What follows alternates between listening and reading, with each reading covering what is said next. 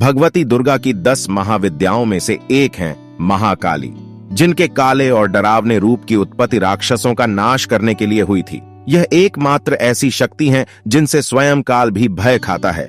उनका क्रोध इतना विकराल रूप ले लेता है कि संपूर्ण संसार की शक्तियां मिलकर भी उनके गुस्से पर काबू नहीं पा सकती। उनके इस क्रोध को रोकने के लिए स्वयं उनके पति भगवान शंकर उनके चरणों में आकर लेट गए थे। इस संबंध में शास्त्रों में एक कथा वर्णित है जो इस प्रकार है। दैत्य रक्तबिज ने कठोर तप के बल पर वर पाया था कि अगर उसके खून की एक बूंद भी धरती पर गिरेगी तो उससे अनेक दैत्य पैदा हो जाएंगे। उसने अपनी शक्तियों का प्रयोग निर्दोष लोगों पर करना शुरू कर दिया। धीरे धीरे उसने अपना आतंक तीनों लोकों पर मचा दिया। देवताओं ने उसे युद्ध के लिए ललकारा। भयंकर युद्ध का आगाज हुआ। देवता अपनी पूरी शक्ति लगाकर रक्तबिज का नाश करने को तत्पर थे, मगर जैसे ही उसके शरीर की एक भी बूंद खून धरती पर गिरती, उस एक बूंद से अनेक रक्तबीज पैदा हो जाते।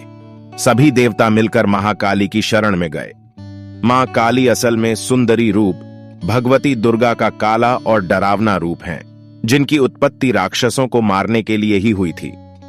महाकाली ने देवताओं की रक्षा के लिए विकराल रूप धारण कर युद्ध भूमि में प्रवेश किया।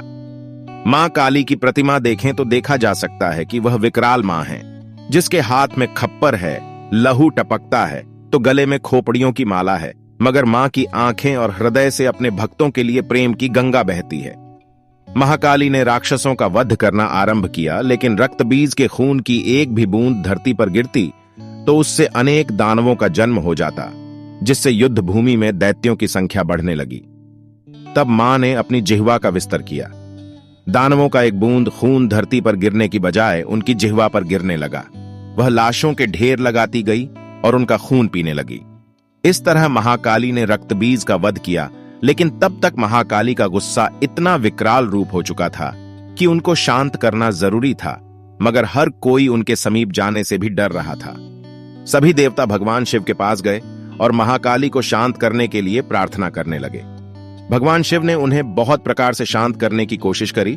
जब सभी प्रयास विफल हो गए तो वह उनके मार्ग में लेट गए। जब उनके चरण भगवान शिव पर पड़े तो वह एकदम से ठिठक गई। उनका क्रोध शांत हो गया। आदिशक्ति मां दुर्गा के विविध रूपों का वर्णन मार्कंडेय पुराण में वर्णित है।